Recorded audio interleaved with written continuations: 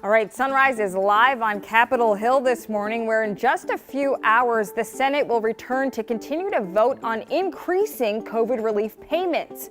Senate Republicans blocked a vote to increase those payments to $2,000 yesterday and might do the same again today. But you could already see some money in your bank account this morning. Yeah, the Treasury has started to process the $600 payments that were approved by Congress and President Trump.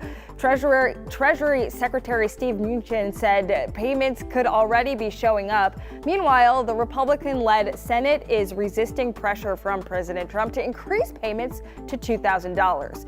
Yesterday, GOP leader Mitch McConnell blocked a vote on the increase proposed by Democrats. Senate Democratic leader Chuck Schumer accused McConnell of standing between Americans and $2,000 checks, calling the move outrageous. McConnell hasn't responded on social media, but said the Senate will, quote, begin the process of addressing the president's request for bigger payments this week. Trump responded on Twitter, though, saying Republicans must do the right thing and approve that $2,000 as soon as possible. A few Republican senators have fallen in line behind the president. Others say the price tag is too high. And now the holdup has an impact on overturning Trump's defense bill veto.